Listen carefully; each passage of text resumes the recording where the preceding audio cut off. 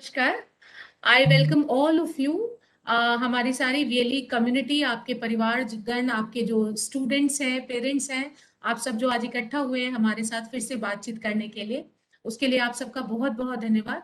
साथ ही में हमारी जो सीएससी टीम है ऑल अक्रॉस इंडिया और हमारे जो स्टेट टीम्स हैं, डिस्ट्रिक्ट टीम्स हैं, management, everybody is most welcome to another session of Friday career guidance.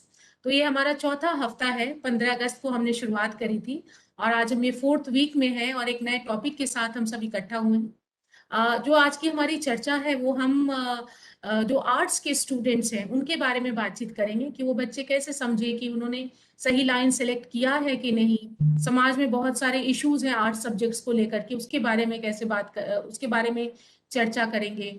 और साथ ही हम ये भी चर्चा करेंगे कि ये आर्ट्स की पढ़ाई के बाद क्या क्या ऑप्शंस है स्टूडेंट्स के लिए। तो इसके लिए आज हमारे साथ हमेशा एक जो हमें चेहरा हमारे साथ होता है, हमारे chief consultant doctor Piyush Gupta तो हैं ही। वो तो हमारा हक बनता है उन्हें हर बार इस गाइडेंस सेशन में लाने का। साथ ही हमारे साथ दो बहुत ही एमिनेंट एजुकेशनिस्ट मैं बोल दूं या ह्यूमंस बोल दूं या करियर गाइडेंस गुरुज बोल दूं, तो शब्द कम पड़ेंगे। तो सबसे पहले मैं डॉक्टर काकोली सेन से आपका परिचय कराना चाहूंगी। Dr. Kakuli Sen is a pro-vice chancellor with IILM University at Gurgaon. Dr. Sen has got around 27 years of experience. 27 साल का एक्सपीरियंस है डॉक्टर सेन का in the area of HR and organisational behaviour, because उन्होंने PhD भी जो doctorate अपनी उन्होंने की वो इसी एरिया में की है। और उनका जो पैशन है, जो उनका मोस्ट ऑफ द टाइम वो बच्चों स्टूडेंट से घिरी हुई पाई जाती है। बिकॉज स्टूडेंट्स को गाइड करना, उनको बताना कि आगे जिंदगी में क्या करना है, उनकी काउंसलिंग करना, ये उनकी हॉबी है। इसके अलावा एजुकेशन मैनेजमेंट हो गया, कंसल्टिंग हो गया, ट्रेनिंग हो गया, फैकल्टी डेवलपमेंट प्रोग्राम हो गया, ये सब चीजें साथ में चलती हैं। लेकिन बहुत सारे स्टूडेंट्स को पिछले 27 साल में उन्होंने गाइड किया है और उन्हें एक मुकाम तक पहुंचाया है। और चूंकि वो ऑर्गेनाइजेशनल बिहेवियर के एरिया से आती है, तो मोस्टली जो स्टूडेंट्स होते हैं वो आर्ट स्ट्रीम के होते हैं। तो आज डॉक्टर काकुली सेन हमारे साथ जुड़ी हैं। आपका बहुत बहुत धन्यवाद doctor Kakuli for Thank you so joining much. Us. Thank you so much, Vandana, and I'm so happy to be here today. Thank you.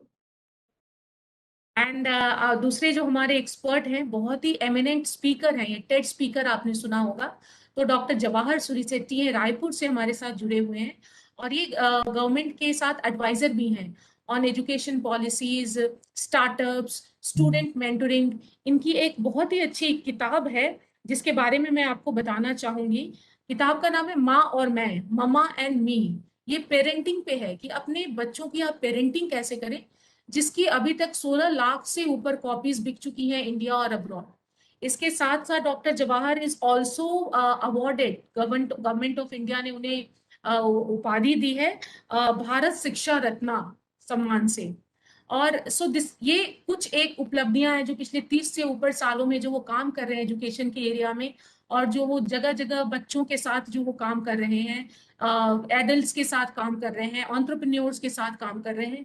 और इनकी मेंटरिंग स्किल बहुत ही सिंपल और बहुत ही सुलझे हुए तरीके से ये कहानियों के द्वारा आपको चीजें समझा देते हैं।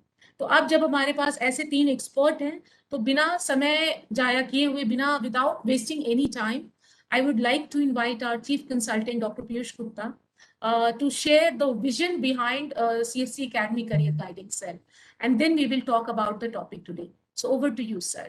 थैंक यू नमस्कार जितने भी हमारे वीएलई भाई बहन और अगर स्टूडेंट्स भी जुड़े हैं इस टाइम लाइव सुन जुड़े हैं या बाद में इसको रिकॉर्डिंग सुनते हैं, सबको hearty welcome to this fourth edition of career guidance. और आज की डेट, आज का दिन हमारे लिए ज़्यादा इम्पोर्टेंट है क्योंकि हमारे अधिकतर स्टूडेंट्स जो होते हैं वो आर्ट्स के बहुत होते हैं स्टूडेंट्स। और हमारे साथ दो important personalities doctor Kakoli Sen and doctor Jawahar हमारे साथ जुड़े हैं, जो कि डिटेल में बताएंगे कि इस स्ट्रीम के अंदर जो है कितनी अपॉर्चुनिटीज़ हैं। एक थोड़ा सा मैं बैकग्राउंड बता दूं, ये जो हमारा करियर गाइडेंस सेल की शुरुआत की है जो 15 अगस्त को हमारे जो सीएससी के मेंटर हैं, मार्गदर्शक डॉक्टर दिनेश त्यागी सर, उनके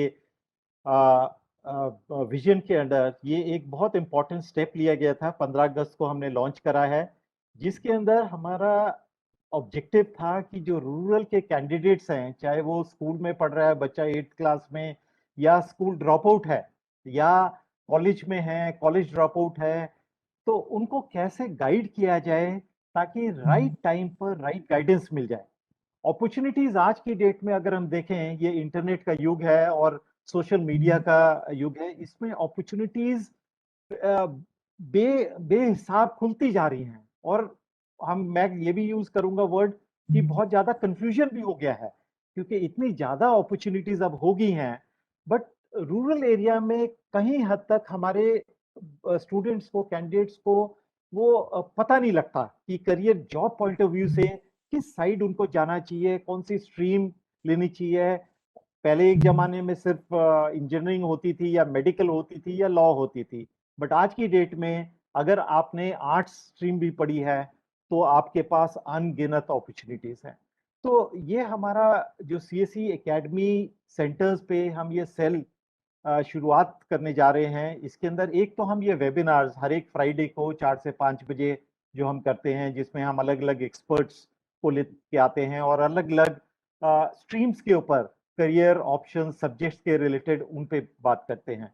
दूसरा चीज है जो हम बहुत जल्दी लेके आ रहे हैं कि स्टूडेंट को एक जो हम कहते हैं साइकोमेट्रिक टेस्ट, वो इतना कॉम्प्लिकेटेड नहीं बट एक आसान जो रूरल के लिए बच्चे को ऑनलाइन वो टेस्ट कर सके और बच्चे को गाइडेंस दे सके कि आपके लिए based on your personality, your interest, your skills, आपका ये एरिया आपका अच्छा है और आगे जाके जॉब के लिए अगर ये स्ट्रीम्स हैं आपके पास, 50 एरियाज हैं, उस जॉब्स के अंदर क्या क्या चीजें हैं, किस टाइप की क्वालिफिकेशन की जरूरत होती है, किस टाइप के आपको सैलरी मिल सकती है, तो वो हम ऑनलाइन प्लेटफॉर्म के थ्रू बहुत जल्दी ही हम वो भी लेके आएंगे जो हमारे सीएससी एकेडमी सेंटर्स के थ्रू प्रोवाइड होगी।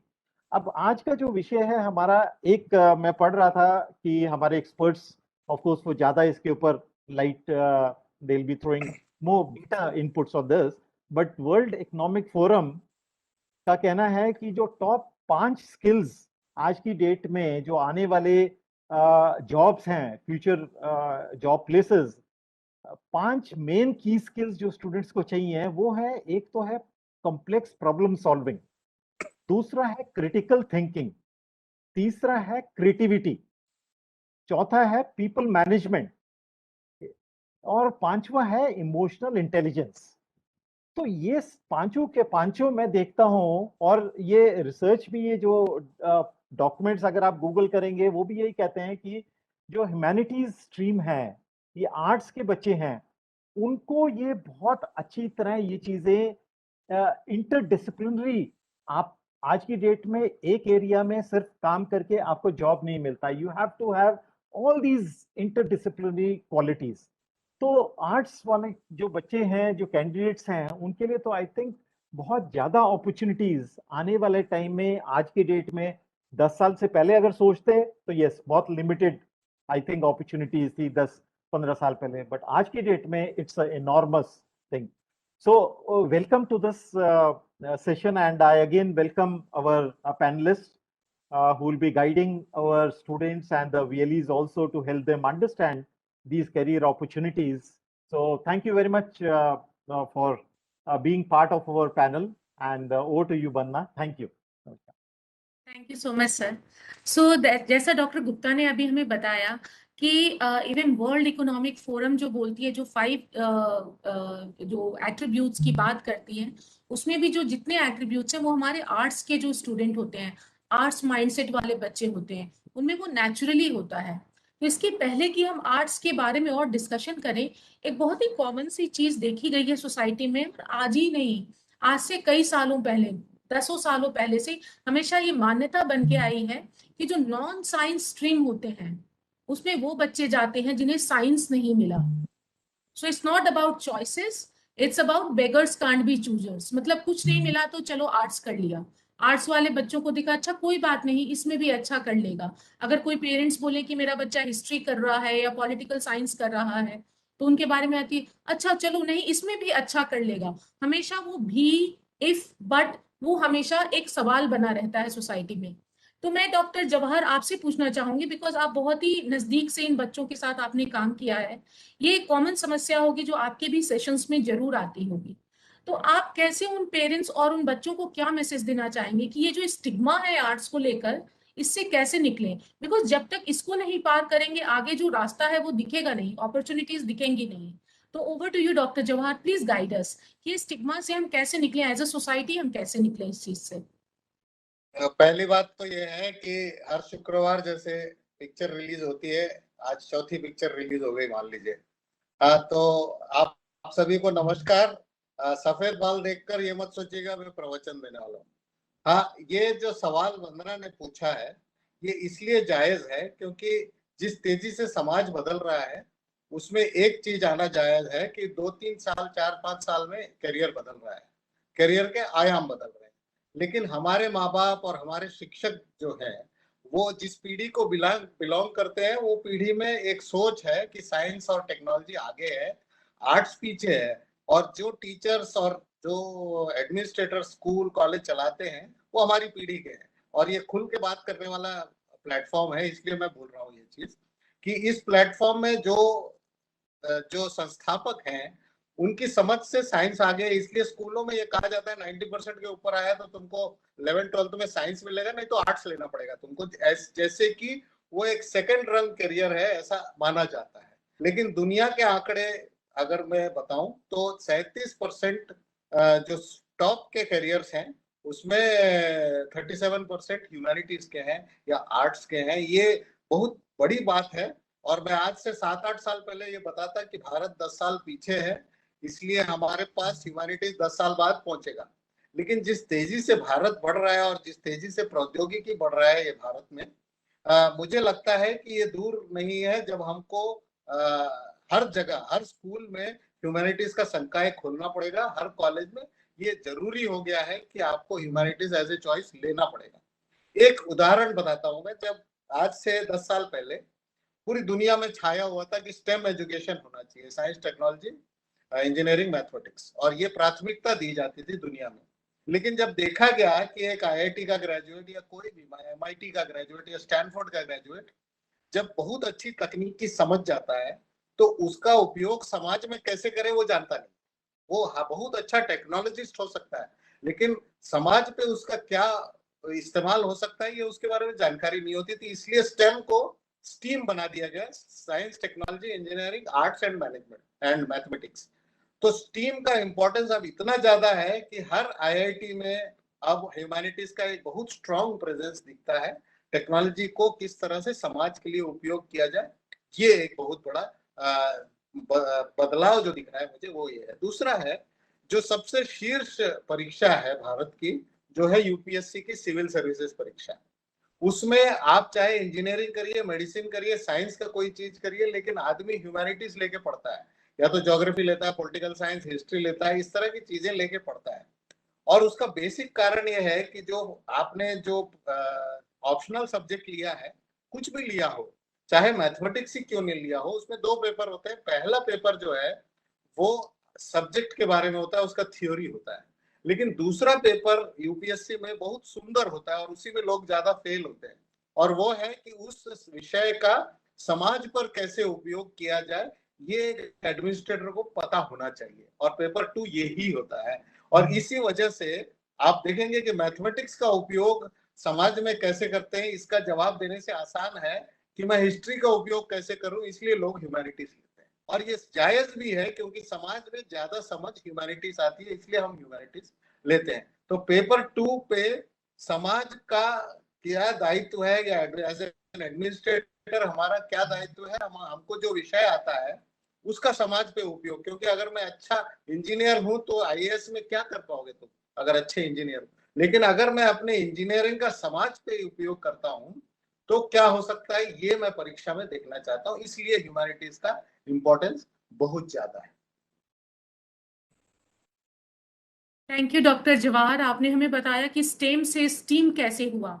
तो मतलब एजुकेशन के लाइन में तो एक्सेप्टेंस हो गई है, अब सोशल चेंज की बात है तो वो तो टाइम लगता है, धीरे धीरे माइंडसेट हमें चेंज करना होगा। डॉक्टर काकोली, मैं आपसे जानना चाहूंगी, बिकॉज आप अब एज अ इंस्टीट्यूशन हेड पूरी यूनिवर्सिटी में जो प्लेसमेंट ड्राइव होता है आपका, उसमें आप बच्चों को इंडस्ट्री से कनेक्ट करती हैं। तो मैं इंडस्ट्री के पॉइंट से जानना चाहूंगी कि जो जॉब अपॉर्चुनिटी जो प्राइवेट सेक्टर में है, उसमें आर्ट्स के स्टूडेंट्स के लिए कितनी एक्सेप्टेबिलिटी है।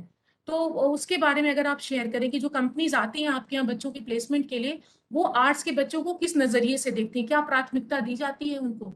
Over to you. जरूर, thank you so much professor Vandana. So ये बहुत अच्छा सा सवाल आपने पूछा, और मेरे से पहले डॉक्टर जवाहर ने भी बहुत अच्छे तरीके से बोला दैट स्टेम टू स्टीम जो आ गया है। मैं आपको ये भी बताना चाहूंगी कि हमारे जो टॉप मोस्ट एजुकेशन सिस्टम्स हैं, जैसे इंटरनेशनल बैकलॉरिएट हो गए या अदर इंस्टीट्यूशनल वर्ल्ड लेवल पर जो है, वहां भी ये अपॉर्चुनिटी दी जाती है कि आप एक मिक्स ऑफ सब्जेक्ट्स पढ़ें, so that you get that exposure और आप में उस तरह की एप्टीट्यूड डेवलप हो। तो आपने सही कहा कि एकेडमिक लेवल पर इसकी एक्सेप्टेंस काफी हो चुकी है, और हमारी जो नई एजुकेशन पॉलिसी आई है उसमें भी ये जोर दिया जा रहा है दैट आप उसको मल्टीडिसिप्लिनरी करें, आप उसको लोगों को इनकरेज करें दैट वो they understand languages, different languages, they understand humanities, science, commerce and all other areas of study. So before I tell you about how industry कैसे रिएक्ट करती है, अब मैं एक लाइन इस पे और बोलना चाहूंगी आपके पिछले क्वेश्चन का जवाब देते हुए, कि ये जो सोशल स्टिग्मा की हम बात करते हैं ना, कि ये 90% है, 95% है, तो आपको साइंस पढ़ना चाहिए, अगर साइंस में नहीं मिला तो कॉमर्स पढ़ना चाहिए, और कॉमर्स भी नहीं मिला तो आपको ह्यूमैनिटीज पढ़ना चाहिए। ये एक बहुत पुराना सा माइंडसेट है। ये प्रोबेबली जब हम स्कूल में थे, कॉलेज में थे, तब ये माइंडसेट बहुत इंपॉर्टेंट था और बहुत प्रेवलेंट था, और उसका एक रीजन भी था। उस समय हमारे देश में ज्यादा से ज्यादा इंजीनियर्स की और डॉक्टर्स की डिमांड थी उस समय पर, इसलिए इंजीनियरिंग और मेडिकल प्रोफेशन को बहुत ज्यादा इंपॉर्टेंस दी जाती थी, और अगर आप इंजीनियरिंग या मेडिकल नहीं कर रहे हैं तो आप बेसिकली लाइफ में कुछ नहीं कर रहे हैं। ये एक मान्यता थी। और दूसरी चीज ये भी मैं बोलूंगी उसके कॉन्टेक्स्ट में दैट, और ये मैं अपने पर्सनल एक्सपीरियंस से भी बोल रही हूँ, उस दौरान जब हमारे पेरेंट्स काम करते थे और हम कॉलेज में जाने लायक हो रहे थे, उस समय करियर प्लानिंग बहुत एस्टैब्लिश सा कॉन्सेप्ट नहीं था। लोग जो काम मिल जाता था वो कर लेते थे।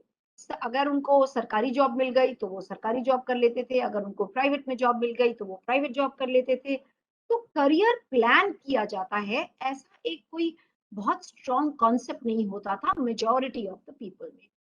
तो आपको गाइड करने वाले लोग भी नहीं होते थे, तो बहुत आसान सा एक गाइडेंस का एक यार्डस्टिक था कि देखो इंजीनियरिंग में ज्यादा जॉब्स मिलेंगी तो आप इंजीनियरिंग कर लो, या फिर आप मेडिकल कर लो, और फिर देखो क्या होता है, अगर आप कुछ नहीं कर पा रहे तो आप कॉमर्स कर लो, और बिल्कुल ही कुछ नहीं करना है तो आप ह्यूमैनिटीज कर लो। तो ये उस समय की सोच थी। जो लोग अभी भी उस सोच को लेकर के आगे चल रहे हैं, वो मेरे हिसाब से काफी पीछे चल रहे हैं। आज के दुनिया के हिसाब से वो काफी पीछे चल रहे हैं, and you will be surprised that हमारे स्कूल्स में आप देखोगे और कॉलेजेस में जो एडमिशन लेते हैं बच्चे, जो मैनेजमेंट पढ़ने आते हैं या ह्यूमैनिटीज पढ़ने आते हैं, आजकल ह्यूमैनिटीज के बच्चे जिनको 10th में 99% भी आया हो, 98%, 90 to 99% भी आया हो, फिर भी कुछ बच्चे, काफी बच्चे, नॉट कुछ, काफी बच्चे ह्यूमैनिटीज चूज करते हैं बिकॉज उनको उनमें इंटरेस्ट होता है। सिमिलरली 12th में भी बहुत अच्छा करने के बाद भी बच्चे स्ट्रीम चेंज करते हैं, साइंस से ह्यूमैनिटीज में आते हैं, कॉमर्स से ह्यूमैनिटीज में जाते हैं, तो इंटरचेंज करते हैं। तो वक्त बदल रहा है, बच्चों को भी ये समझ में आ रहा है। आजकल के जो पेरेंट्स हैं, जो डिसाइडिंग स्टेज में हैं, वो शायद आपके मेरे एज के या हमसे भी कम एज के हैं, तो उनमें वो अवेयरनेस आ रही है। पर्टिकुलरली मैं शहरों की बात कर रही हूँ, बड़े शहरों की बात कर रही हूँ, जहाँ ज्यादा अवेयरनेस फैल रहा है। नाउ कमिंग बैक टू, अगर आप बट यू आर राइट कि ये हर लेवल पर जाने की जरूरत है। अभी भी शायद कुछ शहरों में पेरेंट्स को लगता है कि सरकारी नौकरी मिलनी जरूरी है, और तभी वो पुश करते हैं कि आप ज्यादा ऐसी स्ट्रीम में जाओ जहां ज्यादा स्टेबिलिटी है। तो उस माइंडसेट से बाहर आने की जरूरत है। बच्चों से ज्यादा पेरेंट्स को बताने की और पेरेंट्स को समझने की जरूरत है दैट करियर ऑप्शंस हैं, बहुत ज्यादा हैं, और आपको you have to open up your mind. Now coming back to your question to me that industry कैसे रिएक्ट करती है, I must tell you industry बहुत न्यूट्रल है। इंडस्ट्री आपके स्किल सेट्स को देखती है। एट द एंड ऑफ, अगर आप बीबीए से बच्चे लेने आते हैं या बी डिजाइन से लेने आते हैं या बी कॉमर्स से लेने आते हैं या ह्यूमैनिटीज से लेने आते हैं या एमबीए से लेने आते हैं, तो वो ये देखते हैं, वो दो तीन चीजें देखते हैं। आपने कौन सी डिग्री करी है, अगर आपने बीटेक करी है उसके बाद एमबीए करी है, तो वो किसी किसी जॉब के लिए, कुछ एक जॉब के लिए आप वो एक परफेक्ट प्रोफाइल होता है, क्योंकि उस जॉब की डिमांड होती है कि आपका अगर टेक्नो कमर्शियल प्रोफाइल वो देख रहे हैं, तो अगर आपके पास टेक्निकल बैकग्राउंड है और आपके पास एक मैनेजमेंट रिलेटेड आपके पास एजुकेशन है, तो वो एक टेक्नो कमर्शियल सा प्रोफाइल बन जाता है, जो कुछ कंपनीज की कुछ प्रोफाइल्स के लिए खास रिक्वायरमेंट होती है। लेकिन अगर हम ओवरऑल बात करें, आज के जमाने में कंपनीज का मेजर फोकस एरिया हो गया है प्रोडक्ट डिजाइन करने के लिए। उनके पास बहुत लोग हैं, उनके पास एक पूरी टीम होती है जो प्रोडक्ट को डिजाइन करती है, कॉन्सेप्चुलाइज करती है। बट उसके बाद का जो स्टेप होता है, प्रोडक्ट को मार्केट करना, प्रोडक्ट के बारे में एक मार्केट अवेयरनेस क्रिएट करना, उसके बारे में बताना, आफ्टर सर्विस टीम होना, ये जो चीज है ये बहुत बड़ी चीज है। क्यों? क्योंकि ये सारे लोग उसी मार्केट में ऑपरेट कर रहे हैं जहां दूसरे ऑपरेटर भी ऑपरेट कर रहे हैं। तो लोगों तक आपकी बात पहुंचाना, लोगों तक आपके कंपनी के बारे में बताना, इसके लिए आपको लोगों से जुड़ने की कला आनी चाहिए। और इस कला में किसी भी स्ट्रीम का कोई मोनोपोली नहीं है कि साइंस के स्टूडेंट इसको कर पाएंगे और ह्यूमैनिटीज के स्टूडेंट्स नहीं कर पाएंगे, ऐसा बिल्कुल नहीं है। In fact it is the other way round. Humanities के बच्चों की मोस्ट ऑफ द टाइम्स आप देखोगे communication skills, critical thinking skills, logical analysis काफी स्ट्रांग होती है, और उनमें एक इनहेरेंट क्वालिटी सी डेवलप करती है जहां वो लोगों से जुड़ना और बातें करना पसंद करते हैं। मैं अपना भी एग्जांपल देती हूँ इसमें। तो जब ये जो क्वालिटी है ना, ये बहुत ज्यादा इंपॉर्टेंट है कंपनीज के लिए, और कंपनीज यही चीज देखती है। कंपनीज देखती हैं आपकी बेसिक रिक्वायरमेंट, उनकी जो एलिजिबिलिटी है वो आप मीट करते हो कि नहीं, उसके अलावा आप में सीखने की जो इच्छा है वो है या नहीं, और आप में लोगों से जुड़ने की कला और इच्छा, ये दो तीन चीजें वो देखते हैं। बाकी तो हर कंपनी आपको ट्रेन करती है एट सर्टेन लेवल। तो मैं टू सम अप, कंपनीज की तरफ से काफी खुलापन है, वो इनकरेज करते हैं, वो अप्रिशिएट करते हैं, वो आपके स्किल लेवल पर लेते हैं, ना कि आपके +2 या ग्रेजुएशन लेवल पर, और ना ही आपके मार्क्स के लेवल पर। मैं ये भी ऐड कर दूं कि आपने उस स्ट्रीम में कितना मार्क्स आपने स्कोर किया, बहुत इमटेरियल हो जाता है। So that is where we stand. Thank you. Thank you so much doctor Kakoli. So जैसा डॉक्टर काकोली ने बताया कि अगर आप पीपल्स पर्सन हैं, अगर आपको लोगों से जुड़ना अच्छा लगता है, लोगों से बातचीत करना अच्छा लगता है, तो आपको आर्ट स्ट्रीम में ऑप्शंस ढूंढना चाहिए, और बहुत अच्छे अच्छे ऑप्शंस हैं वहां पे। अब इसी चीज को, जो आपकी एलिजिबिलिटी, आपकी क्या पर्सनैलिटी है, आपके क्या इंटरेस्ट है, क्या स्किल सेट है जिसकी वजह से आपको आर्ट्स के सब्जेक्ट्स की पढ़ाई करनी चाहिए, वो करियर चॉइस करना चाहिए। डॉक्टर जवाहर, मैं आपसे जानना चाहूंगी कि apart from networking skill and peoples management skill, और क्या क्या ऐसी अपने अंदर जब इंसान ढूंढता है कि मैं किस चीज के लिए बना हूं या मैं किस चीज में सफल होऊंगा, तो उस समय क्या क्या चीजें उसे कंसिडर करनी चाहिए, या क्या क्या चीजें उसे बताएंगे कि अब उसको आर्ट स्ट्रीम में आगे बढ़ना चाहिए? Over to you doctor Jawahar. इसमें अगर हम हमारे अंदर जो कौशल है उनको एक बार झांक के देख लें कि अगर मैं अच्छा लिखता हूँ, हाँ, तो हो सकता है मुझे कॉपी राइटिंग में जाना चाहिए या मीडिया में जाना चाहिए, हाँ, या कंटेंट राइटिंग जो आज की तारीख में बहुत बड़ा है और सारे भाषाओं में। यानी अगर कोई जर्मन कंपनी इंडिया आ जाती है तो उसको हिंदी लिखने वाला नहीं मिलता, और जो कि अच्छी भाषा लिखता हो। तो अगर भाषा एक ऐसी चीज है जो आपके पास अच्छी है और जो आप बोल नहीं पाते, यानी बहुत अच्छा लेकिन लिख पाते हो, तो you should look at this. तो आपके अंदर जो कौशल है पहले उसको पहचान ले। हाँ, दूसरा है इसमें, जैसे एक मैं बहुत सुदूर अंचलों में जाता हूँ, ट्राइबल एरियाज में, और बच्चों से बात करता हूँ। 2500-3000 बच्चे रहते हैं वहाँ पे। हाँ, तो उस प्रोग्राम का नाम, इसमें जेंडर बायस नहीं है, 9वीं 10वीं 11वीं 12वीं के बच्चे रहते हैं और वर्नाकुलर लैंग्वेज में हम बात करते हैं। तो वहां पे एक बार मैं शिक्षा मंत्री, कोई राज्य के शिक्षा मंत्री के साथ गया था मैं। तो चूंकि शिक्षा मंत्री थे तो बहुत बड़ा अमला साथ में था वहां पे, जिसमें सेक्रेटरी भी थे, कलेक्टर भी थे, डीईओ सब थे। तो इन बच्चों से जब हम बात कर रहे थे, कोई बोला मुझे डॉक्टर बनना है, कोई बोला मुझे इंजीनियर बनना है, इस तरह से एक बच्चा उठा और अपने कमर पे हाथ रख के टेढ़ा खड़ा होके उसने बोला मुझे नक्सली बनना है। अब उधर क्या है, बच्चे हंस रहे हैं और जितने अफसर हैं उनके चेहरे लाल हो गए कि मंत्री के सामने, और मंत्री ने मेरा इंट्रोडक्शन दिया कि एक अंतरराष्ट्रीय स्तर के वक्ता है, आप लोग के लिए आए हैं करके। अच्छा, इलेक्शन का टाइम था तो मंत्री को वोट चाहिए थे, हाँ, और इसलिए मुझे लाए थे। तो चेहरे सबके लाल हो गए। अब जब लाल हो गए तो वो सब लोगों ने बच्चे को डांटना शुरू किया, तो बच्चा रोना शुरू कर दिया। वो 11वीं का बच्चा था। तो मैंने बोला सवाल उसने मुझे पूछा है और मैं जवाब दूंगा, आप लोग बीच में कौन होते हो, मुझे जवाब देने दीजिए। मैंने सवाल पूछा है क्या बनोगे मुन्ना। तो वो लड़के को जाके मैंने अलग से पूछा कि भाई बता दो, कोई तकलीफ नहीं है, तुम्हारी सोच क्या है, बता दो।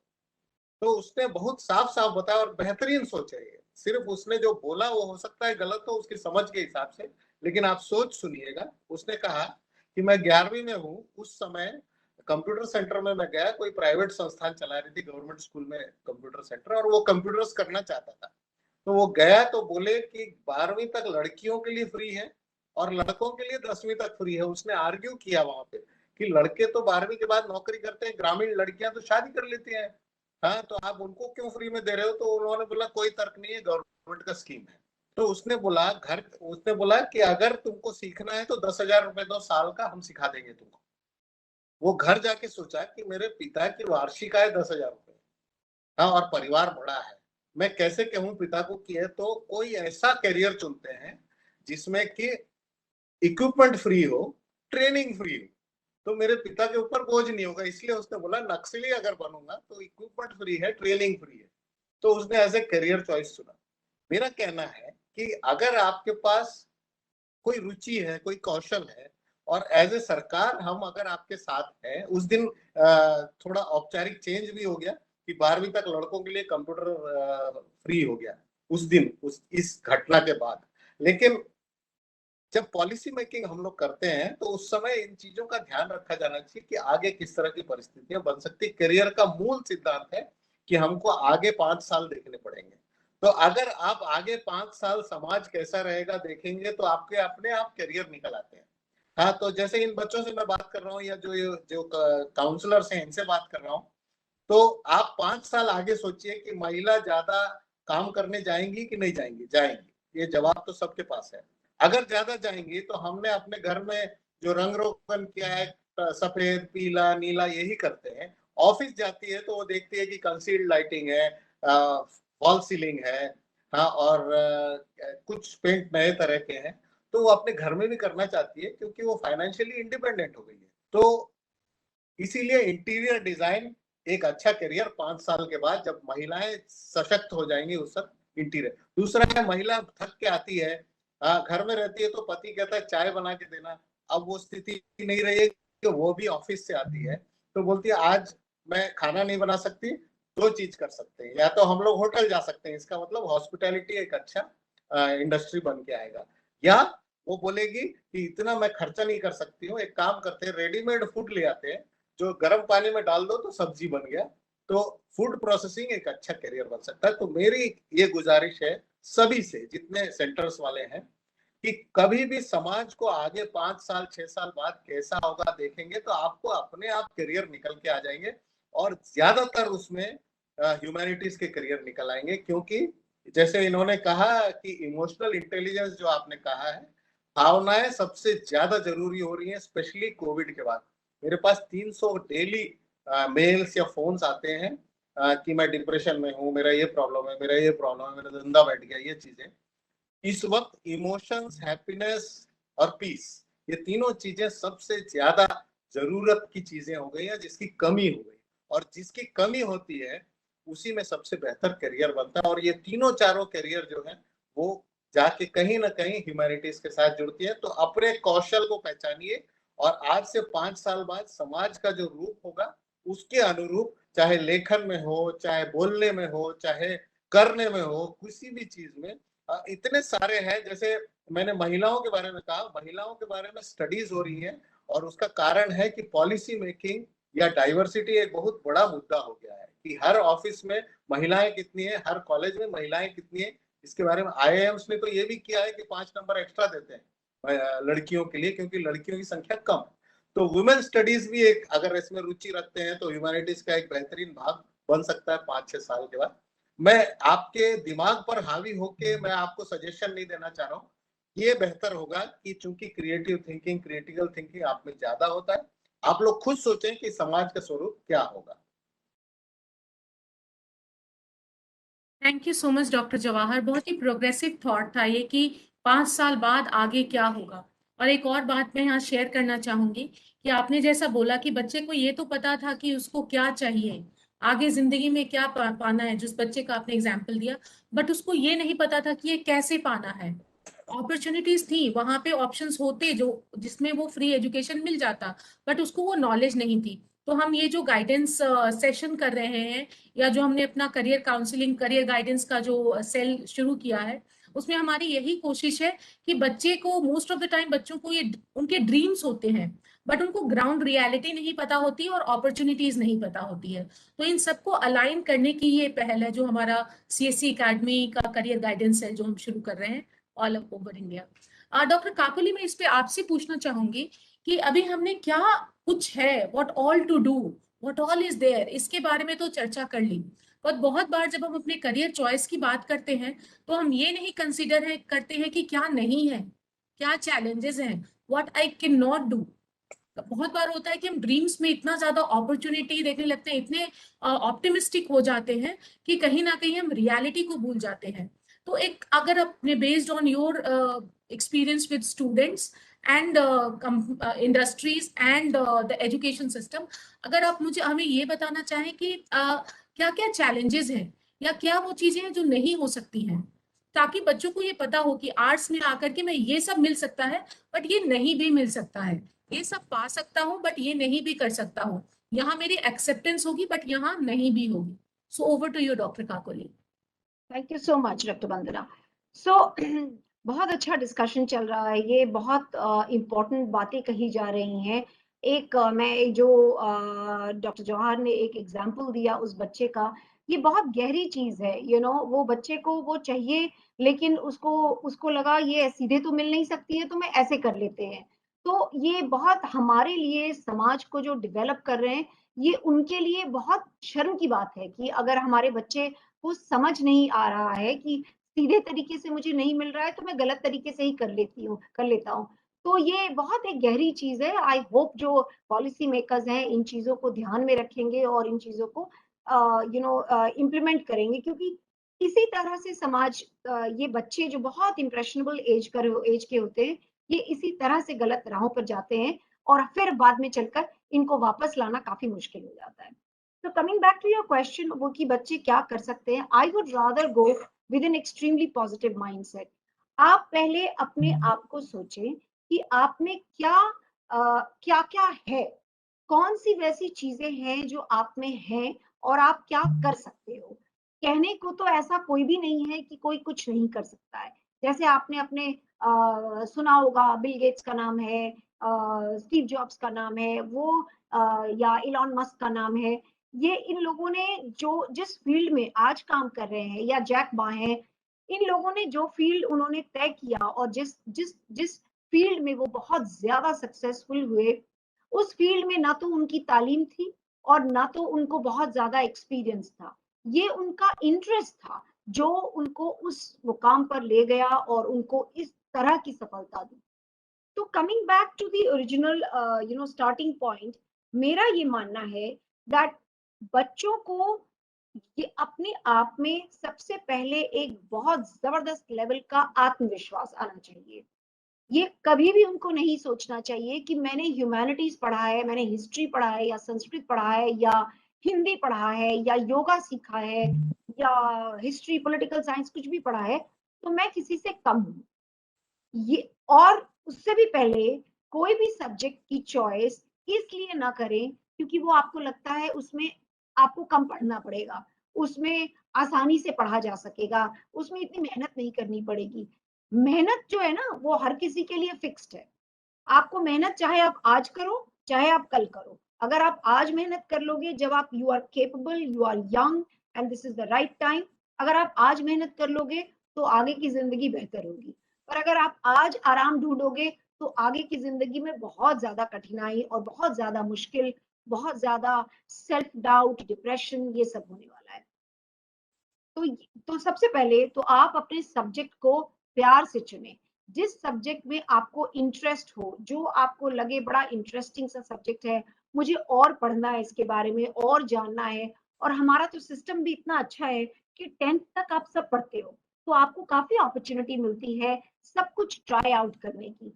फिर आप थोड़ा ट्रंकेटेड होते हो 11th एंड 12th में, और फिर फर्दर आप ग्रेजुएशन में आगे जाते हो। मैं तो ये भी कहूंगी कि आजकल जिस तरह की कॉलेजेस खुल रहे हैं और लिबरल एजुकेशन पे इतना जोर है, वहां आपको कॉलेज पर भी, इनफैक्ट पीएचडी लेवल तक भी आपको अपॉर्चुनिटी मिल रही है इंटरडिसिप्लिनरी काम करने की।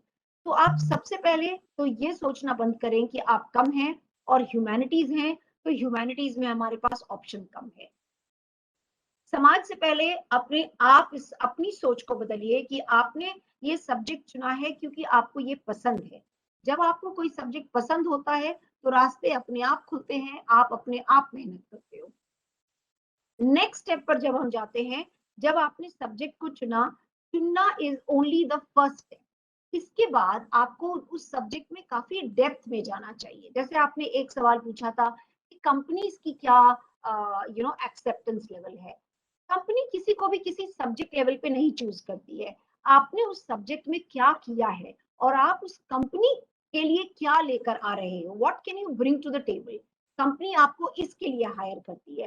तो अगर आपके पास कोई स्टूडेंट है जिसने फिजिक्स के साथ म्यूजिक पढ़ा है, राइट, या फिर जिसने किसी के साथ किसी स्टूडेंट ने डिजाइन पढ़ा है और उसके साथ साइकोलॉजी पढ़ लिया है, और या कोई बच्चा है जिसने बीबीए करा है और उसके साथ उसने हिस्ट्री पढ़ लिया है, तो ये जो कॉम्बिनेशंस आप ले रहे हो, आपको बहुत सोचकर ये कॉम्बिनेशंस लेने चाहिए। और आज के जमाने में बहुत सारे एडवाइजर्स हैं जिनसे आपको एडवाइस लेनी चाहिए। आप आसपास के लोगों से पूछे जिनको पता हो।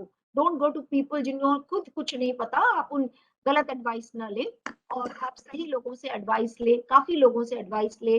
सेल्फ इंट्रोस्पेक्शन करें कि मैं किस चीज में फिट बैठ सकता हूँ या बैठ सकती हूँ, मेरे कौन से स्किल्स हैं जो मुझे, मेरे अच्छे स्किल्स हैं, जैसे क्या मैं बहुत अच्छे से क्या, आई मीन आपको पढ़ना तो चाहिए ही, काफी पढ़ना चाहिए। I mean reading is an extremely good habit. आप, और ये जरूरी नहीं है कि आप अगर हिस्ट्री के स्टूडेंट हैं तो आप साइंस का कोई आर्टिकल नहीं पढ़ सकते, या साइंस के हैं तो आप फिलोसफी नहीं पढ़ सकते।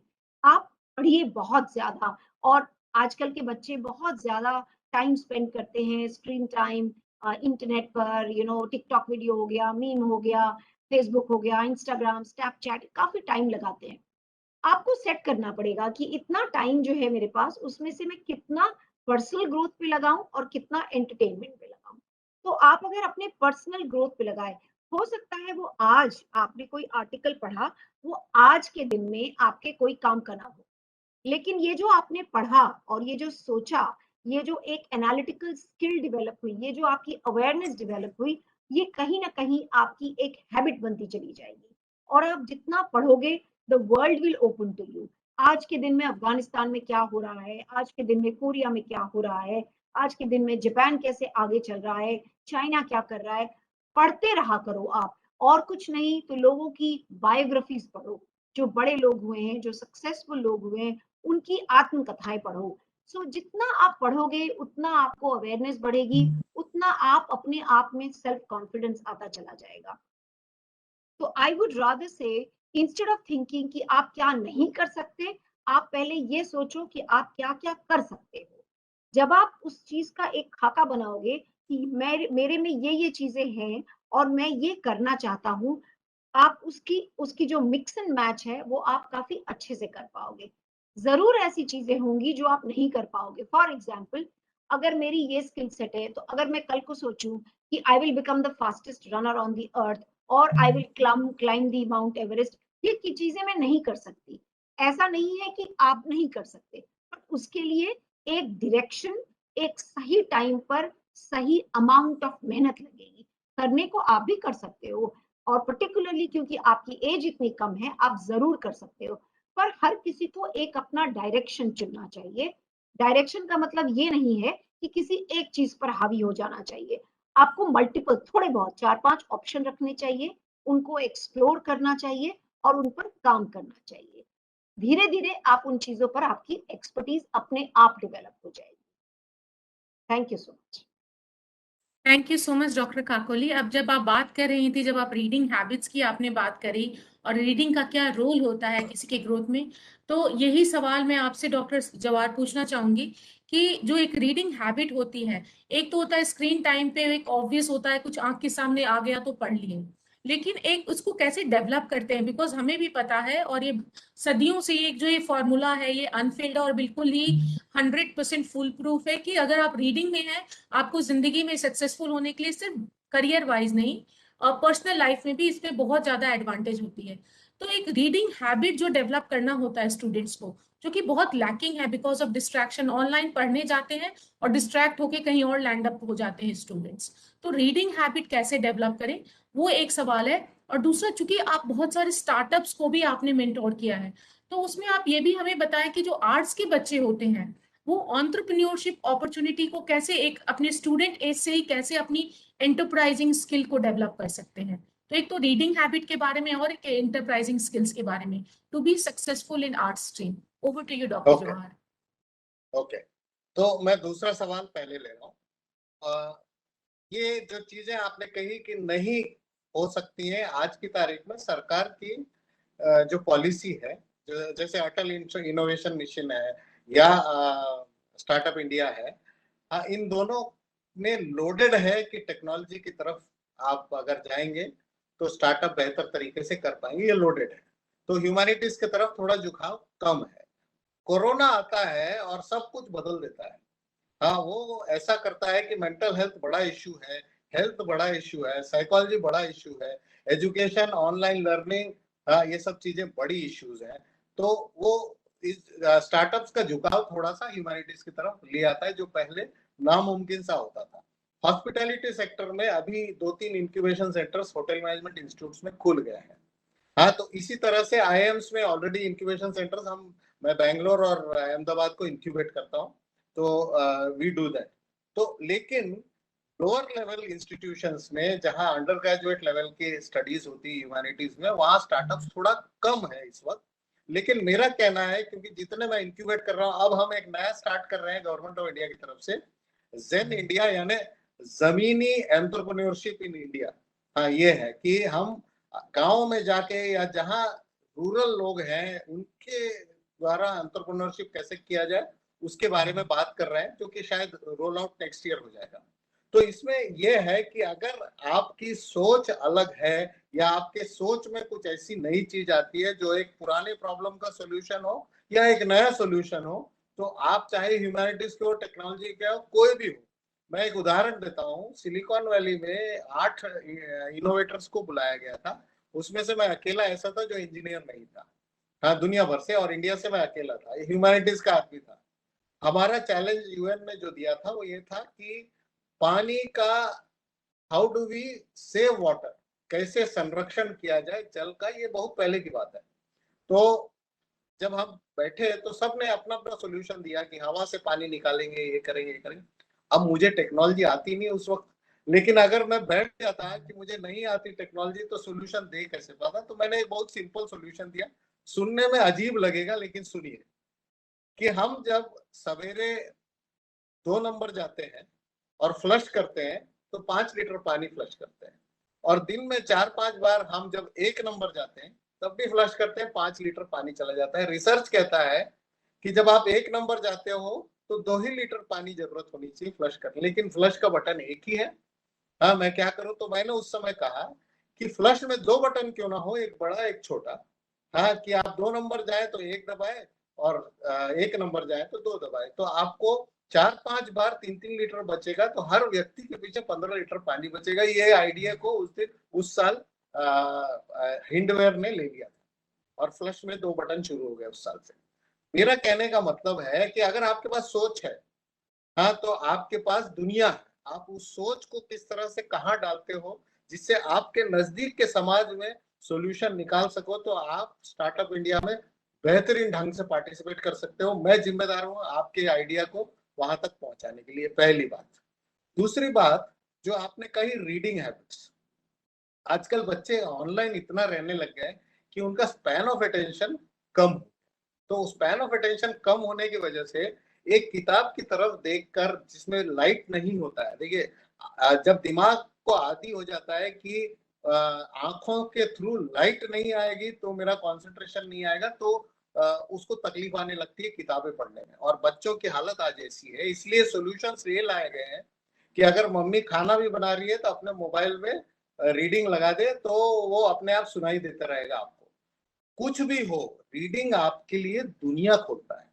हाँ, जो जैसे डॉक्टर काकोली से ने कहा कि even if you are not a science student, science पढ़ने में कोई नुकसान नहीं है। इसमें रोचक हो तो जरूर पढ़ना चाहिए। टेड टॉक सुनिए आप, शाहरुख खान वाला सुन लीजिए क्योंकि उसमें हिंदी में भी लोग बोलते हैं। तो आपको क्या है, दुनिया में क्या चल रहा है ये बेहतर पता होने से आप आगे रहोगे, नहीं तो उसी ढर्रे में रहोगे जिसमें आपके माँ बाप जी रहे हैं। इररेस्पेक्टिव ऑफ क्या सब्जेक्ट आपको कोई भी चीज रुचिकर मिलती है, चाहे वो फिल्म हो, चाहे कोई न्यूज़पेपर की कटिंग हो, चाहे स्टार्टअप हो, चाहे कुछ भी हो, हाँ, आप इस बारे में अगर पढ़ेंगे तो ज्ञानवर्धन ही होगा, उसमें कोई नुकसान नहीं होगा। तो एनीथिंग यू, और शुरू करिए छोटे छोटे पढ़ने से, यानी 100 वर्ड्स 115 वर्ड्स का अगर शुरू करेंगे तो धीरे धीरे वो नशा चढ़ जाता है कि हमको पढ़ने का। फिर आप स्टेशन में पढ़ोगे, रेलवे एयरपोर्ट्स में पढ़ोगे, सब जगह पढ़ोगे। तो दूसरी बात ये है। और तीसरी बात ये है कि नेशनल एजुकेशन पॉलिसी ने एक बहुत अच्छा काम किया है कि पहले जो बुफे आपके पास सामने था कि अगर आपको इंजीनियर बनना है तो मैथ्स फिजिक्स केमिस्ट्री होना चाहिए, या डॉक्टर बनना है तो ये होना चाहिए, भले ही मेरी रुचि फिजिक्स में ना हो, लेकिन चूंकि उन तीनों सब्जेक्ट्स की शादी हो गई थी, मुझे लेना पड़ता था। अब आप ये कर सकते हो कि AICTE ने अभी हफ्ते भर पहले ये डिसाइड कर लिया कि फिजिक्स केमिस्ट्री ना भी हो 12th में तो आप इंजीनियरिंग का एग्जाम दे सकते हो। ये बहुत बड़ा परिवर्तन है कि अगर मेरी रुचि साइकोलॉजी पढ़ने की है और मैथ्स की वजह से मैं इंजीनियरिंग करूंगा, तो साइकोलॉजी लूं मैं 11वीं में, मैं क्यों वेस्ट टाइम करूं अपना फिजिक्स का। मुद्दा ये है कि अगर एक एग्जाम होगा जो जिसकी तरफ हम बढ़ रहे हैं, जो कॉमन होगा सभी के लिए, चाहे लॉ लो, इंजीनियरिंग लो, मेडिसिन लो, और उसमें सिर्फ आपका एप्टीट्यूड टेस्ट होगा। अगर आपका साइंटिफिक एप्टीट्यूड है तो आप इंजीनियरिंग में जाइए, नहीं है तो इसमें जाइए, परीक्षा सेम होगा। एप्टीट्यूड का मतलब है कि मैं आगे चल के ये पढ़ सकता हूँ कि नहीं। आप अगर उस परीक्षा में उत्तीर्ण हो रहे हो तो आप इंजीनियरिंग करिए, मेडिसिन करिए, नहीं तो कुछ ह्यूमैनिटीज करिए, आर्ट्स करिए, कुछ भी करिए। हाँ, तो ये तरफ जो रास्ता जा रहा है ये बेहतरीन रास्ता है। Thank you so much doctor Jawahar. आपने जो NEP का भी रेफरेंस दिया कि अब सब कुछ एक कॉमन प्लेटफॉर्म पे आ रहा है, कोई शादी नहीं है, बैचलर पार्टी हो रही है सब्जेक्ट्स की, जिसको जिसके साथ जाकर के आगे टाइम स्पेंड करना है, जिस सब्जेक्ट के साथ करिए। तो एक तो बहुत ही अच्छा बदलाव है ये। लेकिन अभी एक मैं गैप देखती हूँ एक्चुअली, मेरे पर्सनल एक्सपीरियंस में मैंने देखा, my daughter is doing her history honours, और मैंने देखा है कि साइंस सब्जेक्ट में जितने इनबिल्ट जो सिलेबस में इंटर्नशिप अपॉर्चुनिटीज होते हैं और जो प्रोजेक्ट अपॉर्चुनिटीज होते हैं, आर्ट्स कुछ एक आर्ट्स मोस्टली आर्ट्स सब्जेक्ट में उतने नहीं होते हैं।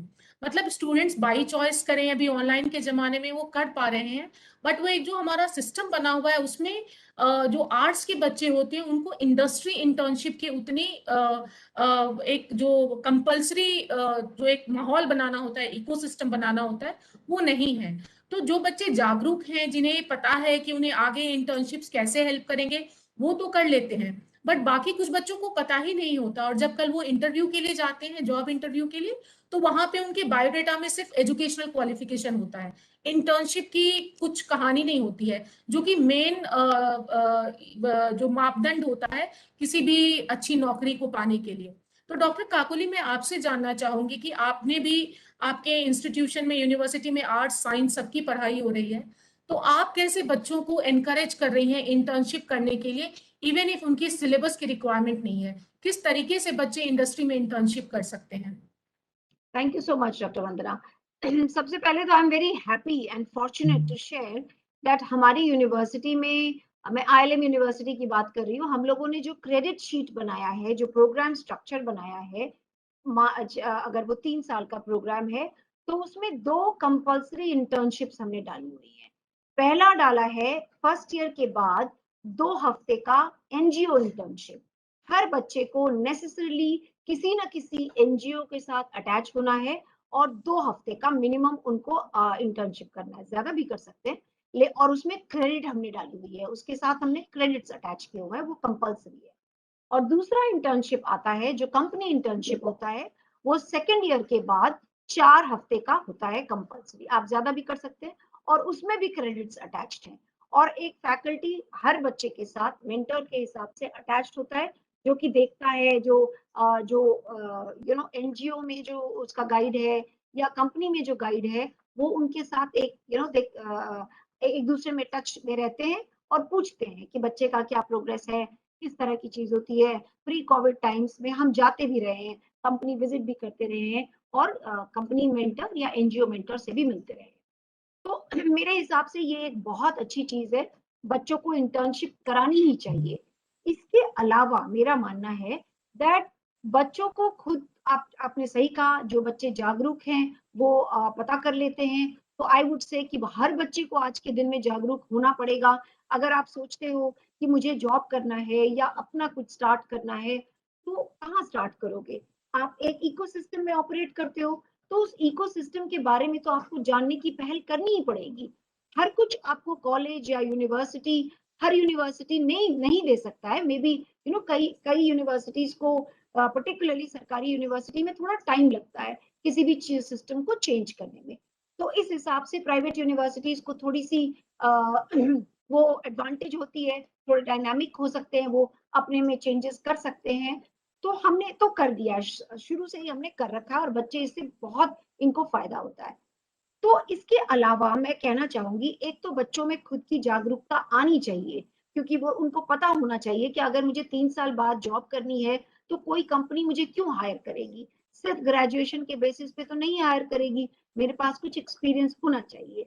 तो वो उनको खुद को भी थोड़ी पहल लेनी चाहिए। दूसरी बात ये है कि एक्सपीरियंस लेने के बहुत तरीके हैं, जरूरी नहीं है कि आप किसी एक कंपनी में जुड़ेंगे तो ही आपको एक्सपीरियंस मिलेगा।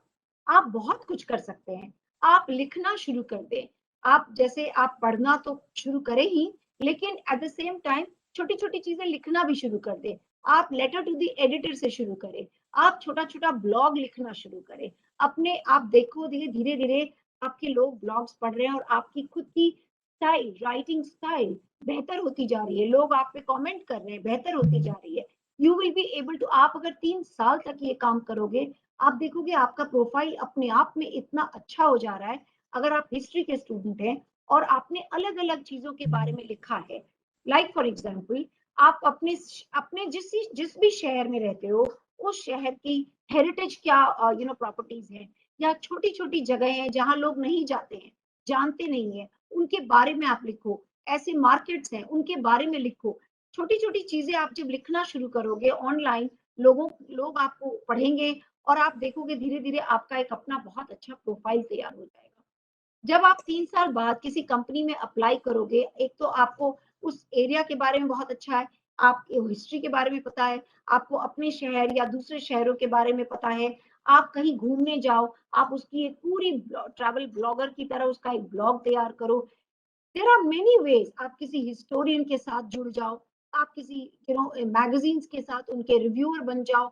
बहुत तरीके से आप कर सकते हो, जरूरी नहीं है कि आप अगर किसी कंपनी में काम नहीं कर रहे हो तो आपको नहीं कुछ मिल रहा।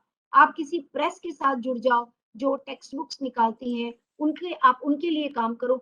तो आपको खुद सोचना पड़ेगा। आज की डेट में, हमारे डेट में, हम काफी हम जैसे जब आप बच्चे थे तो हमें बहुत कम आइडिया था कि दुनिया में क्या हो रहा है, क्या ओपनिंग्स है, क्या एवेन्यूज है।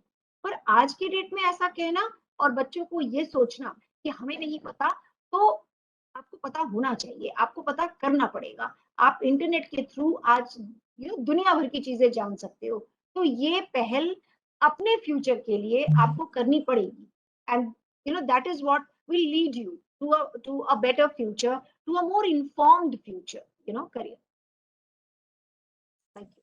Thank you so much doctor Kakuli. अब हम बिल्कुल, हमारा समय अभी समाप्त होने वाला है, बट इसके पहले मैं क्विकली डॉक्टर जवाहर, चूंकि आप बहुत सारी काउंसलिंग करते हैं 12th के बच्चों की भी, यूजी के बच्चों की भी, मैं एक बार आपको चाहूंगी कि आप हाईलाइट करें कि जो हम ह्यूमैनिटीज की बात कर रहे हैं ऑल दिस वाइल, तो इसमें कुछ ट्रेडिशनल सब्जेक्ट्स हैं जिसके बारे में हमें पता है। तो ये जो ट्रेडिशनल और जो अपकमिंग सब्जेक्ट्स हैं इस एरिया में, अगर आप कुछ उन सब्जेक्ट्स का नाम बता दें हमारे स्टूडेंट्स को, तो उन्हें पता होगा कि कल को जब वो चॉइसेस कर रही हैं तो हम किस सब्जेक्ट्स की बात कर रहे हैं। अभी जो स्टूडेंट अभी 8th में है, 10th में है, जिनको इतना आइडिया नहीं है, तो उनके लिए अगर आप बता दें कि ह्यूमैनिटीज में कौन कौन से सब्जेक्ट्स आते हैं, तो वो मैं जानना चाहूंगी आपसे। Over to you doctor Jawahar. ठीक है, तो इसका रेफरेंस मैं दूंगा फिर से एनईपी में, कि उन्होंने एक बहुत अच्छी बात कही कि 6वीं से जो लोकल स्किल्स अवेलेबल हैं आपके एरिया में, उनको इनकॉर्पोरेट करिएगा, और उसको बैगलेस थर्सडेज कहते हैं। कि उस दिन बैग मत लाइएगा, लेकिन अगर एक किसान के स्किल आपको पहचानना है तो एक किसान को बुलाइएगा टीचर की जगह में उस दिन। तो ये एनईपी का एक भाग है जो हम लोकल स्किल्स देना चाहते हैं। आप इसका all CSC should use this, इसको उपयोग करना चाहिए इस आइडिया को। दूसरा है कि जो बहुत सारे स्किल्स ऐसे हैं, बहुत सारे ह्यूमैनिटीज के भाग ऐसे हैं जो कि आज की तारीख में बदल गए हैं। मान लीजिए आप खेलना अच्छा जानते हो, हाँ क्रिकेट खेलते हो, कुछ भी खेलते हो, तो जरूरी नहीं है कि आप क्रिकेटर बनोगे क्योंकि आपको लगता है कि मैं बहुत कठिन है इसमें क्रिकेटर बनना। तो क्रिकेटर में ही कई ऐसे चॉइसेस हैं, जैसे आपने स्पोर्ट्स साइकोलॉजी ले लिया, प्रतिस्पर्धा बढ़ती है तो दिमाग पे असर पड़ता है, तो स्पोर्ट्स साइकोलॉजी एक एरिया हो गया। हाँ, तो साइकोलॉजी में ही जैसे फार्मर सुसाइड है, हाँ उस पे अगर आप कुछ कर, उसमें भी आप साइकोलॉजी का एक भाग है जिसको हम एग्रीकल्चर साइकोलॉजी आज की तारीख में नया शुरू हो गया है, कि क्यों कर रहा है, भले ही इकोनॉमिक रीजन हो या नहीं हो या पारिवारिक कोई प्रॉब्लम हो। तो ये एक है। तीसरा है, आप जैसे ज्योग्राफी अगर पढ़ते हैं तो ज्योग्राफी में आईआईटी कानपुर ने एक ई ठेला बनाया। ई ठेला आप किसी को भी मिल सकता है, सीएससी के कोई भी मेंबर को मिल सकता है। वो एक छोटा सा ठेला है जिसमें अगर किसान के पास क्या होता है, उसको पता नहीं होता है कि यहाँ की मिट्टी कैसी है, इसमें क्या डालना चाहिए, हाँ पानी कितना चाहिए इसमें, या फिर बारिश कब होगी, ई ठेला में वो सब चीजें हैं जो एक किसान को ये जानकारी दे सकती है कि उसकी उस एरिया में फसल क्या हो सकती है, पानी की आवश्यकता है इतनी है कि नहीं, खाद कितना लगेगा, कौन सा खाद लगेगा, और कब बारिश होने वाली है, उस हिसाब से प्लान कर सकता है। तो ई ठेला जैसे कई कॉन्सेप्ट ह्यूमैनिटीज के बच्चों के लिए ही है, उसमें टेक्नोलॉजी की जरूरत नहीं, टेक्नोलॉजी आईआईटी ने लगा दी ऑलरेडी, लेकिन वो स्वरोजगार में उन बच्चों को सशक्तिकरण देना चाहता है जो अपने गांव के लिए कुछ करना चाहते हैं। तो इस तरह के सरकार के बहुत सारी योजनाएं हैं। हाँ, जैसे SGSY है। हाँ, SGSY में क्या है, आप ह्यूमैनिटीज के ग्रेजुएट हो, हाँ तो आप फिटर भी नहीं हो, तो जर्मनी से कुछ लोग आते हैं और आपको सिखाते हैं कि आपके एरिया में अगर रोड बन रहे हैं तो बार बेंडिंग कैसा करना है। बार बेंडर एक अलग विधा होती है आईटीआई में, लेकिन ह्यूमैनिटीज का बच्चा जर्मन ने दिखा दिया कि कर सकता है, और उन्होंने वो एक सर्टिफिकेट देते हैं कि आप दिन में 500 किलो बार बेंडिंग कर सकते हैं। अगर 500 किलो नहीं किया तो मेरे पास वापस भेज दीजिए, मैं फिर ट्रेनिंग करता हूँ इसका। हाँ, तो रोड का जो बनाने वाला ठेकेदार है उसको एफिशिएंसी चाहिए रहती है। हाँ, और चाहे आपने आईटीआई किया हो, कुछ भी हो, अगर आपने ठीक से नहीं सीखा हो तो एफिशिएंसी आती नहीं है। तो आज की तारीख में जैसे काकोली सेन जी ने कहा कि क्या विधा से हो, हमको कोई लेना देना नहीं है, आपका स्किल क्या है, आप क्या डिलीवर कर सकते हो आउटकम, इस पे ज्यादा जोर है। तो the world is open for humanities. आप ओवरराइड कर सकते हो, मीडिया स्टडीज में जा सकते हो, हिस्ट्री पढ़ सकते हो, ज्योग्राफी पढ़ सकते हो, वो सब मीडिया कुछ भी आप कर सकते हो, लेकिन यहाँ तक कि आप कंप्यूटर साइंस भी पढ़ सकते हो। आज की तारीख में माइक्रोसॉफ्ट की योजनाएं जो है वो एम्प्लॉयबिलिटी के लिए किसी भी बच्चे के लिए बराबर मानता है। आप सिर्फ वो सर्टिफिकेशन कर दीजिए, नौकरी मिल जाता है, और अच्छी नौकरी मिलती है। हाँ, तो अब आसमान खुला है ह्यूमैनिटीज के लिए। मैं मानता हूँ सब बराबर हो गए हैं, कोई ऊपर नहीं कोई नीचे नहीं। Thank you so much doctor Jawahar. अब हमारे सेशन एंड होने का टाइम आ गया है, तो डॉक्टर पीयूष से मैं रिक्वेस्ट करूंगी, sir if you like to give some concluding guidance to our community. Vandana ji and Piyush ji, अगर मुझे 1 मिनट का आप वक्त दें तो मैं एक कंक्लूडिंग सा रिमार्क बच्चों के भले के लिए बोलना चाहूंगी। यहाँ पर बहुत अच्छी बातें कही गई हैं। एक छोटी सी मेरी सलाह है बच्चों से, बिकॉज आप लोग काफी जगहों से नॉन मेट्रो से भी देख रहे होंगे, तो एक टेंडेंसी होती है, मैंने देखा है दैट हम ज्यादा से ज्यादा सर्टिफिकेट, डिग्री, डिप्लोमा करना चाहते हैं, जिससे हमें लगता है कि हमें शायद अच्छी सी नौकरी मिल जाएगी। और बिकॉज हम ऐसा सोचते हैं, बहुत इस तरह के अली गली में इंस्टीट्यूट्स खुल जाते हैं, है ना। और वो कभी आपको 6 महीने का सर्टिफिकेट दे देते हैं, साल भर का कुछ डिप्लोमा दे देते हैं, वो किसी भी तरह से रिकॉग्नाइज्ड नहीं होते हैं। और उन डिग्रीज को करने, उन डिप्लोमास को, सर्टिफिकेट्स को करने का और थोड़े से पैसे लगते हैं, तो आपको लगता है कि ज्यादा पैसे नहीं लग रहे हैं, चलो ये कर लेते हैं। इस ट्रैप में प्लीज मत पड़िए, क्योंकि वो जो जितना भी पैसा, जितना भी वक्त और जितनी भी होप आप उस सर्टिफिकेट या डिप्लोमा या इस तरह के छोटे मोटे से लगा रहे हैं, उम्मीद लगा करके बैठ रहे हैं, इनसे कुछ नहीं होने वाला है। आप इंटरनेट पर बड़ी बड़ी बहुत अच्छी अच्छी यूनिवर्सिटीज अपने कोर्सेज फ्री ऑफ कॉस्ट पढ़ा रही हैं। आपको जानकारी लेनी है तो आप उनको पढ़िए। और अगर आप जॉब रिलेटेड कोई सर्टिफिकेट या डिग्री या डिप्लोमा करना चाहते हैं, तो उस इंस्टीट्यूट की बहुत अच्छे से जांच परख करके ही उसमें एडमिशन ले। किसी भी इंस्टीट्यूट में जाकर के लेकर अपना ना वक्त जाया करे, ना पैसे जाया करे, और न ही अपनी उम्मीद उस पर लगाए, क्योंकि उसके आगे कुछ नहीं होने वाला। तो अपने आप पर खूब सारा टाइम स्पेंड करिए कि आगे आप क्या करेंगे। लोगों से बातें करिए, अपने अपने बारे में सोचिए, अपने बारे में लोगों से पूछिए, अच्छे लोगों से पूछिए जो बता सके कुछ। और अपना अपने अपने को एक डायरेक्शन दीजिए। आप डायरेक्शन दे पाओगे अपने आप को, दूसरे तो सिर्फ आपकी मदद कर सकते हैं, जैसा हम आपकी मदद करने की कोशिश कर रहे हैं, पर पहल आप ही को लेनी पड़ेगी। Thank you so much. Thank you so much doctor Kakoli sir, over to you. Thank you very much doctor Jawahar and doctor Sen आज डिस्कशन के लिए। एक दो चीज़ें मैं बोलना चाहूँगा लास्ट में कि एक तो I come from technology background, IT, and I seen कि आर्ट्स के जो हैं, चाहे आर्ट्स बीए इंग्लिश है, आईटी फील्ड में प्रोग्रामिंग के अंदर, उसके अंदर बहुत सारी चीज़ें हैं।